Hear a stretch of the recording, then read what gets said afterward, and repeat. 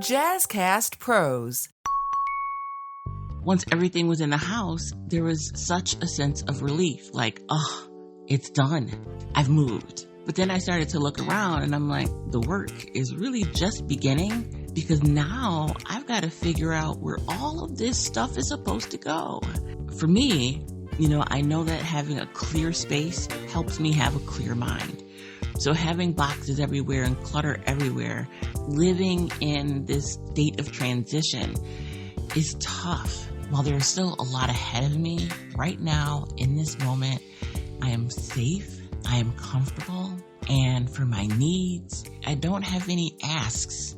Outside of magically making these boxes disappear, I'm really in a great place. Welcome to Living the Front Seat Life. I'm your host, Kelly Marie, and I invite you to take this journey with me. We're going to be talking about all things mental health and emotional well-being. You see, I am a overcomer. If you are interested in figuring out the path for you to determine how and where you will drive your future, this is the place to be. We get to determine the ride. We may not get to determine the weather or who's on the road with us or if it's going to be a scenic route or not. But we are the drivers. So join me on this ride, living the front seat life.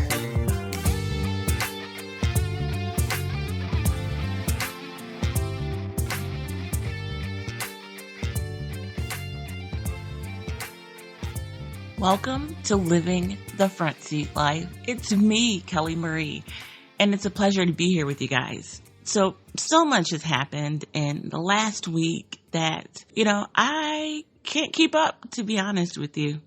So I will do as best as I can to give you a summary and, little front seat life lesson. So first of all, how are you? I want to take a moment to just talk about you. How are you feeling? How are you doing? How is your heart? Are you in a good place right now? How are you doing today? It's so important to take the time to do a self-check. I do it as often as possible, and that means several times a day, not just once a day or every day. Because I want to stay in tune and in touch with how I'm feeling, with where my mind is, and it helps me stay healthy. So talking about living a front seat life, we have to make sure that we have in place all the tools that we need in order to do that self-check, in order to be able to kind of take some corrective action, so to speak, and to put our internal best foot forward for ourselves. So again, I ask you, how are you doing today? Is your plate too full, or is it, moderately stacked with just the right amount of stuff? Are you doing too much, or are you doing too little? Those are some questions that you can ask yourself. If you have too much on your plate, go back to that episode where I talked about listing out priorities and taking things off your plate. If you're looking for ways to fill out your plate, maybe you clean the plate, you've got nothing going on, and you want to start adding some things back. Here's a recommendation that I have. And this is good not just for you, but also friends, family, your kids, grandchildren. I was having a conversation and, the question was, how do young people really address going back to school, right? Things are so different right now. And a lot of kids are going back to school for the first time in 2 years to a full school environment. There's no half classes or special days. Everyone is back in school. And that can be overwhelming. And so my recommendation was advice that was given to me when I was in treatment and a psychiatric inpatient. It's almost been 8 years. One of the things that one of the therapists told me leaving when I was getting ready to go was to go slow and grow. So think about that. Go slow and grow. And that was my recommendation to my girlfriend who asked this question about kids going back to school. Go slow and grow.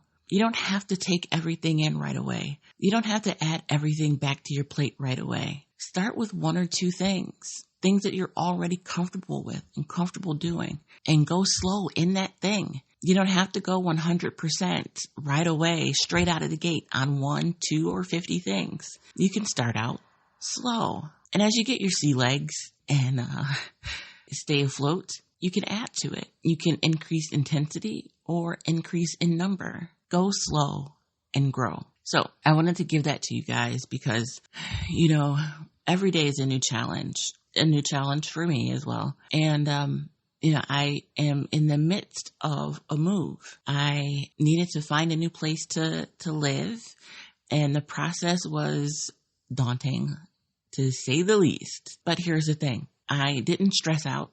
Well, okay, of course I stressed out, right? But I didn't stress out a whole lot. I just, kind of freaked out a little bit. But what I did was I made a list, and I knew that I didn't need a lot of space. I knew that I had a budget to stick to. I didn't care about area, but I did care about the feel. I didn't really concern myself or am concerned about the neighborhood per se, but I was concerned about the feel of the new space. I wanted to feel comfortable. I wanted it to feel like home. So it opened up a lot of possibilities, but at the same time, kind of closed up a whole lot of possibilities too, because not every place feels great. So I was lucky enough, just by talking to people that I know, to receive this awesome connection to a couple that were looking to have someone live in, where I am right now. And when I tell you guys, it's not something that I'm trying to think of the word to use to explain to you guys, but it wasn't, like a spontaneous find. It wasn't at the same time this, great quest, but I was able to have a conversation with a couple people, and one of those conversations paid off. And so I'm sharing that because sometimes you don't want to put all your information out there, right? You don't want to tell all your business. You don't want people to know, things like, especially being single, right? That, you're moving, you're looking for a place to go. It puts you in a very vulnerable position. But I was able to find this absolutely adorable cottage house, and I think I can make this place home. One of the things, though, in realizing that I needed to move, and this is really going back to purchasing the car a few months ago, going back to that space, I knew that I could not physically move my house.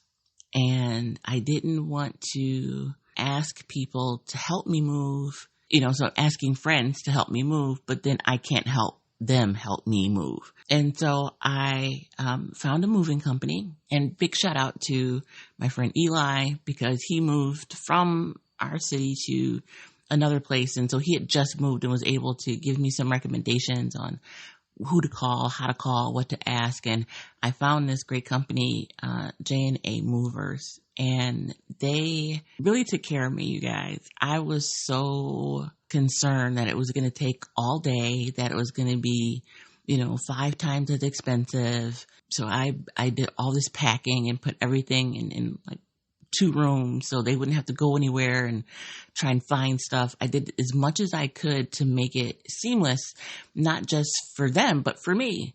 I knew that I needed to be orderly, because if I weren't, because I know myself, I wouldn't have been able to really function, because you're packing up and you're still living your life. You're trying to figure out what to take, what not to take, and still doing your day-to-day stuff. So I needed to be secure in my day-to-day motions, my day-to-day actions, and at the same time begin prepping my home.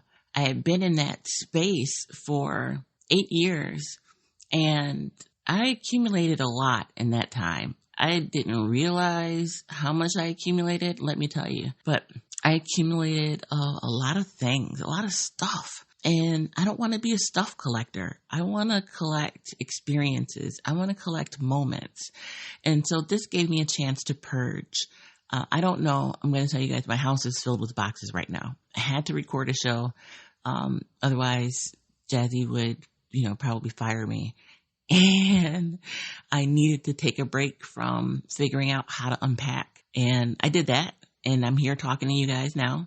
but I've got a house full of boxes, and I really don't know how to unpack all these boxes because see, putting everything together is totally different than taking it all apart. And so I had a plan putting it all together, but I didn't think about this part of the equation. This is one of the reasons why I'm sharing this story with you, right? I knew that I couldn't carry the boxes. I wouldn't be able to move myself. So I got movers. They were amazing. And once everything was in the house, there was such a sense of relief. Like, oh, it's done. This is it. I've moved. But then I started to look around and I'm like, the work is really just beginning because now I've got to figure out where all of this stuff is supposed to go. And yeah, even though I gave away a lot, I donated a lot, I still have a lot of stuff, you guys. More than I possibly could even think. And I know a lot of things go into other things, but for me, I know that having a clear space helps me have a clear mind. So having boxes everywhere and clutter everywhere, even though, I will admit I am not the neatest of people, but living in this state of transition is tough. Little things that popped up like rescheduling clients because I knew that I was moving yesterday, but I didn't change my scheduler. So I, had to call everyone and let them know that we needed to, I needed to reschedule. And everyone was really kind, but it was necessary for me to do because there was no way for me to give them the attention that they need if I'm in the middle of moving boxes and, having trucks and things show up and people walking through. And yesterday was a lot and I'm still not sleeping well. I thought last night would be this great night of sleep, but it wasn't. And so I'm still working on that, and working on all of these little pieces.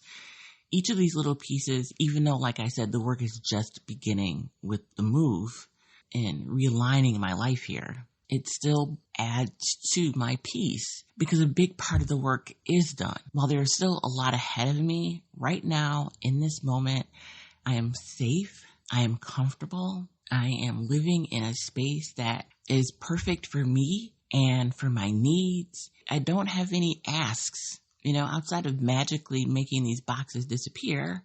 I'm really in a great place. And so I'm sharing that with you because we are so often in the midst of a chaotic situation or in the midst of life that we get caught up in all of the things that are going wrong, or we get caught up in all of the things that we wish could happen. And we don't take the time to just be in the moment and appreciate where we are and take in our surroundings and really understand the importance of safety, the importance of comfort for us, for the individual.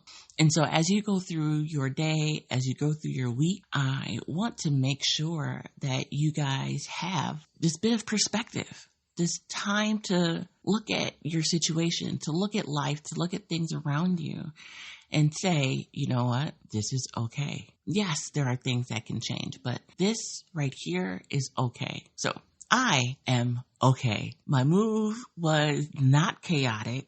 It was very orderly and structured, and the movers came in and they were on a mission. I've never seen people haul things over their head the way that these guys did, and I was just totally impressed. But in that, they gave me the time. It gave me the ability to save my body. It gave me the ability to save the bodies of my friends. They weren't putting themselves, in harm's way to carry this stuff around, but also just physically exhausting work, right? And so I'm happy that I made that decision. I will say I did go over budget, but that's another story for another day. That's still on me.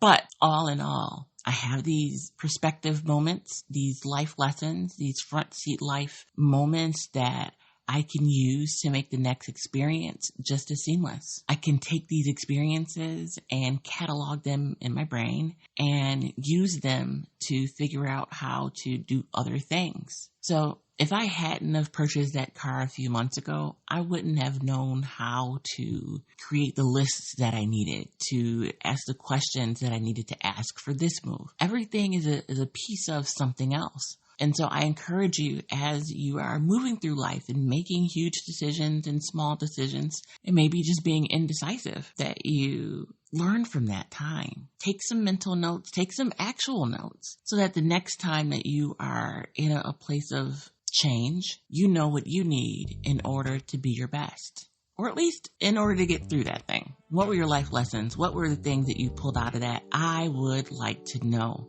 Have you guys moved lately? Because this is no joke. I would love to hear how you are living through the moving process, or any tips you have for this unpacking part that I am going through right now. Leave those in the comments. Feel free to email me, kellymarie@frontseatlife.com, and I'd love to get back to you. So until the next time, I encourage you to please be the light and continue to find your way.